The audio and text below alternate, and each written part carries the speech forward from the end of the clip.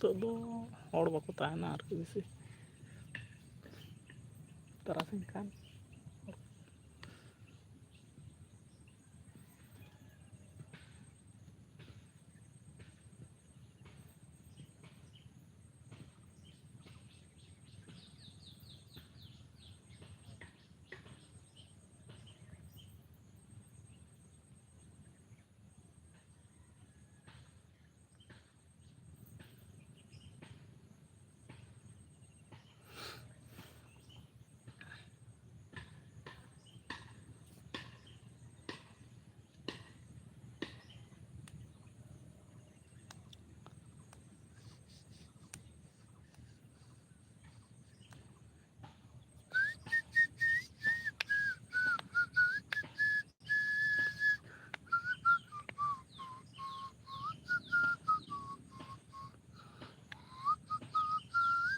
और हेज लेना तो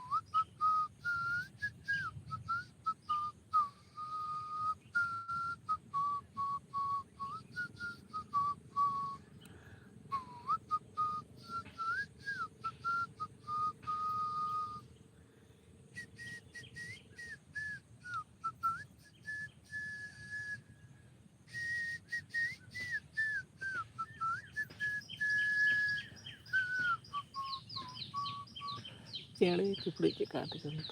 उनको चेड़े तो बाको नाम बड़ा है से का करे चे हुडिंग हुडिंग गया को दमे जोर को रागा को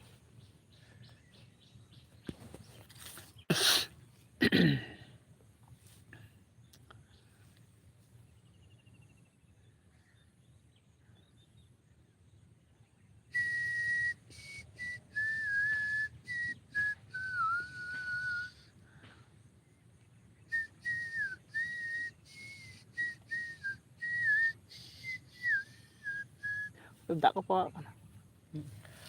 इनी खुना ना दो दमे घुटुइना से अडी चितान रे ओना खातिर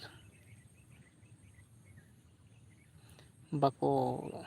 दाग टानो आरकी दमे जस्ती गे बयार से अडी के उसूल गदा हनते बयार से खुना दो दमे के उसूल गया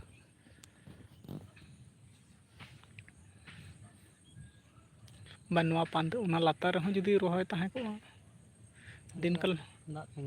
तें को साब दो पे दिन कलम हो तबे रोहय लेदा ओंडे दो तो लास्ट दिके दाग लेने जदी लास्ट दिके बाय दाकाय आदो नवा को तो कटी समस्या को दो गच्छीटा बाय बढ़ाय जा रोहय कना इनगे बढ़ा या हना बयहड़ सेट खुना दो नेल में अडीटा गे नवा दो उसूल गया हनते खुना दो अडी तेर गे उसूला चेदा से नुनु उसूल हनते खुना तो अरे साब दाड़े आम 3 फुट लेका उसूल दो हैं आरो बेसी हनते खुना दो नते दमे उसूला लाइक तबन पे तिना गान पे जोड़ाव कान तबना लाइव रे आ जहां को पे नेले तबना लाइक मेटा मेटांग एम तबन पे आले सेन मा दाग गे बनुआ आर बद करे मा हुड़ू को दो बांगले रोहय दरा कावदा उनकान परिस्थिति कान तालिया आर दमे बहिहड़ तेगे कटी ले रोहय कदा आले दो बांग जहां बहिहड़ करे मेना तकवा बद को उनको को रोहय कदा कटी दुख ᱧᱚᱜ बुझे कना नेस तो दाग जुदी बाय लगावाय अडी चेक को लिया को जमा ᱧᱩᱣᱟᱜ निया शर्मा जेमन तेमन हजु कान शर्मा दो माने नेसा प्रॉब्लम दो हजु कान शर्मा होयोआ हाने दो चेत गड़ी तिंगो बन रूप दाको रूप से डांगरा को लादी कति चेता